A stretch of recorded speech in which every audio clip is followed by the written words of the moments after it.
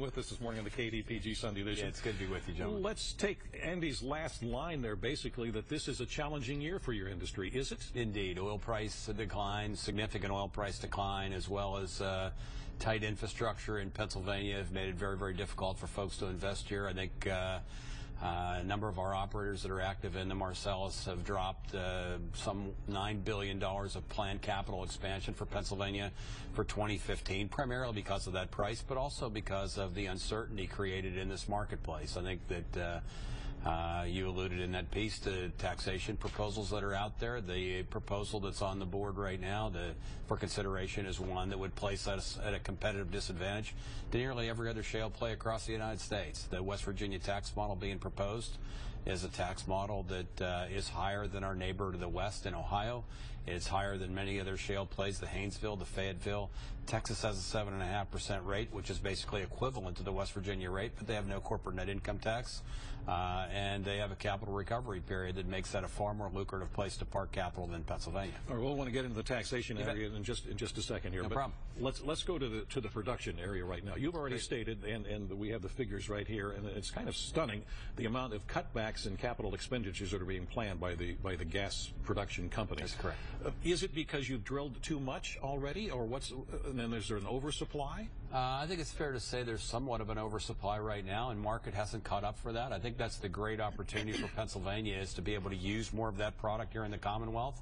But it takes the infrastructure to both gather that gas and get that gas to market. Put it in perspective, we produced in 2008 about a quarter of Pennsylvania's natural gas supply through our conventional or vertical drill industry. Today, 6 years later, we're producing 20% of America's natural gas supply out of Pennsylvania. It's been an incredible journey in a short period of time. I think you alluded to in your piece, nearly 230,000 jobs have been generated broadly across this Commonwealth with wages that are well above average Pennsylvania wages. It's been a real shot in the arm for an ailing economy in Pennsylvania. Shale gas development has been that engine. What about, I'm sorry. Go ahead. Export beyond America, liquefied natural gas, is that a growth opportunity? I would tell you it's one market. I would tell you that power generation has been a real bright spot for this industry, and you see power generation moving more towards natural gas. But most consumers watching your show today think, well, I heat my home, I dry my clothes, I cook my food with natural gas. What folks don't really realize is that nearly every consumer product they touch today is manufactured through the use of natural gas. All steel, glass, plastics, chemicals, fertilizers, powdered metals, the life-sustaining pharmaceutical medications that each of us use in our daily lives are manufactured through the use of natural gas. Now 1 in 3 electrons that are used at home, through your power supply are generated with natural gas. And frankly, the real opportunity, as I mentioned a moment ago, is for us to develop manufacturing back here in this region. We've got a stunning workforce that's prepared to meet the challenge to develop new jobs back here in this region through manufacturing. You talked about infrastructure. You can't get the gas out of here as much as you want? That's certainly a challenge, you bet. We can't get the gas to markets in Pennsylvania. We can't get the gas today. Philadelphia, for instance, is completely... Whose responsibility is it to build that infrastructure? We have major pipeline companies that take contracts with end users to build that infrastructure, and that's underway now. But we're probably in the midst of a 5 to 8 year build-out to get that infrastructure where it needs to be to deliver more of that natural gas to market. If it's 5 to 8 years out on building the pipelines, I read somewhere, and you can tell me that what I read was wrong, but a lot of these wells that have been drilled already, they're only going to last for a couple of years before you don't use them anymore. No, I don't think that's correct. I think the average life of a Marcellus well is probably in the neighborhood of 35 to 40 years. All right. So I hope you didn't read that in the Post-Gazette. Oh. Yeah, that's a big difference. And these wells are very, very high production wells. Frankly, they're higher than most of our operators thought they would be early on. So we've had great success in the Marcellus. But you've had wells that have now stopped working. Is it because of the oversupply? No, we have wells that are shut in because of lack of pipeline infrastructure. But I don't know of any wells that have actually been depleted in the 6 short years. So that's the reason, the lack of being able to get the product out. That's absolutely right, Stacey. Okay, then we're kind of rushing along here because that's all right. Not a problem. you have someplace you have to be. No, that's all right. No problem. The next area that you alluded to, or Andy alluded to, and that's taxation. You bet.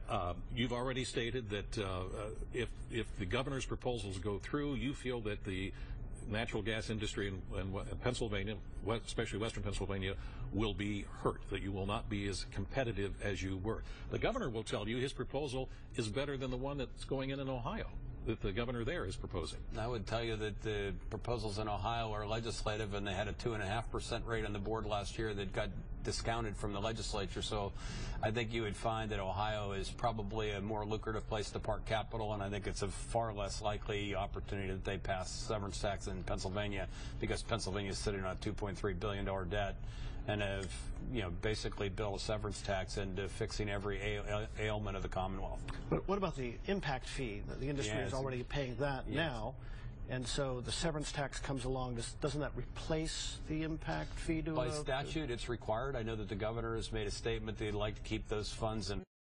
I don't think there's any guarantee that the level of rural funding that's been created out of that $630 million that have been broadly spent across all 67 counties of the Commonwealth would remain intact at the levels that they are today.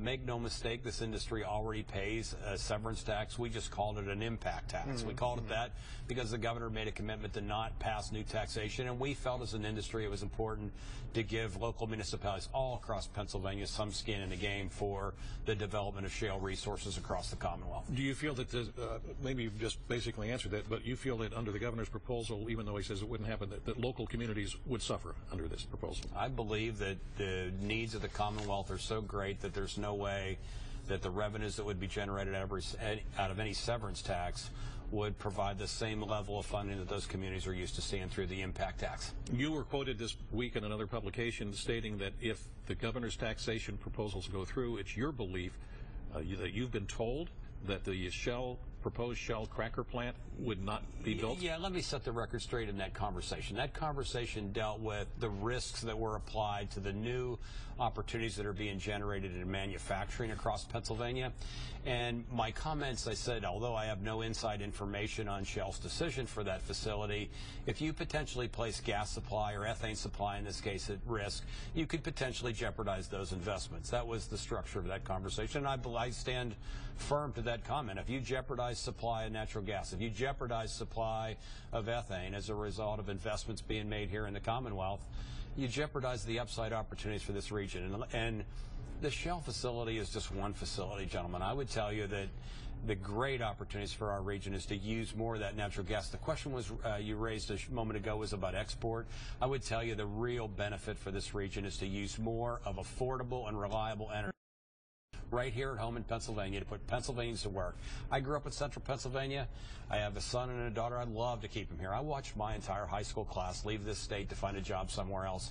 Affordable energy, affordable natural gas gives us the opportunity today to put our kids to work right here at home. We don't have a lot of time left, unfortunately, so, and this is such a broad-based part of the discussion, and that is the environmental impact. Absolutely. Of what fracking can do or is doing. Do you disagree with the environmentalists who will tell you that it is disrupting the water supplies, that it's especially underground water supplies? It's just not factually correct. I think if you look at every major environmental leader of our country, they'll tell you that fracking is and can be safe. There's not a single case to my knowledge of where hydraulic fracturing has contaminated underground water resources. We've been fracturing natural gas wells in Pennsylvania since 1948. This is not a new technology.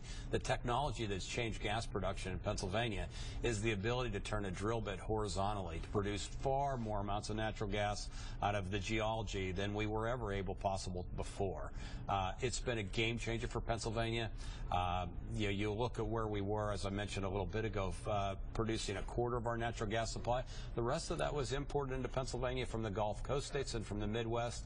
Today, Pennsylvania, if we're a country, would be the 7th largest natural gas producer as a country, and we're the 2nd largest producer in the U.S.